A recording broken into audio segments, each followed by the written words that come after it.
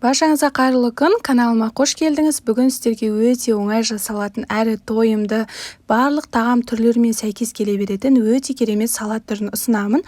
Міндетті түрде жасап көріңіздер, өте оңай, қолжетімді заттардан жасалады. Менімен бірге жасап көріңіз. Ең алдымен бізге осындай қияр қажет болады. Жуып, жақсылап тазалап аламыз да, екі жағын алып тастап, дәл осы видеодағыдай турап шығамыз. Яғни ортасынан бөліп, тағы да кіші бөліктерге бөліп шығатын боламыз.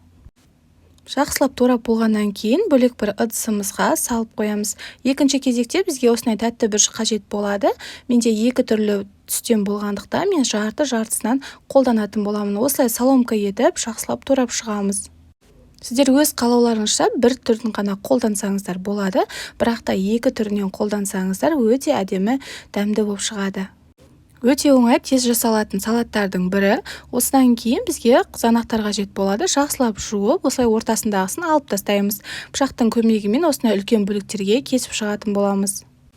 Байқап тұрсаңыздар, мен барлық заттарды екі данадан қолданып жатырмын. Менде қазір екі тарелка салат шығатын болады. Сіздерге көп мөлшерде қажет болса, тек қана ингредиенттерді көбейтсеңіз болғаны. Ең соңында бізге осындай сәбіз қажет болады. Сәбізімізді осындай корея күшінен ұзынша етіп өткізіп аламыз да салаттың қасына қосатын боламыз. Сарымсағымызды өте майда қылып пышақпен турап аламыз, немесе үкіштен өткізсеңіздер де болады. Осылай қосып, үстіне көк жуаны қосуды да ұмытпаңыздар. Паприка және дәміне қарай тұзымызды, қара бұрышты қосуды да ұмытпаңыздар.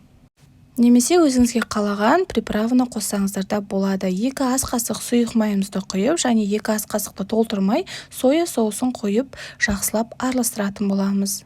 Осымен салатымыз дайын болып қалды. Міндетті түрде жасап көріңіздер. Дәмі енді өте керемет, барлық тағам түрлерімен сәйкес келе береді.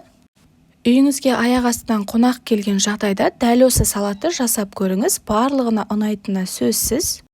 Құрметті менің көрерменім, егер менің видеом ұнаса, менің каналыма тіркелуді ұмытпаңыздар. Қазақша YouTube каналымды қолдап, лайк басып, комментарий жазуды ұмытпаңыздар. Сіздермен бірге болған Гүлсая. Менің каналымда өте керемет, өте оңай жасалатын салаттардың рецепті бар. Дәл осы видеоның астына ссылкасын қалдырып кететін боламын. Видеоны соңына дейін қарағаныңызға көп рахмет. Сізге ас болсын.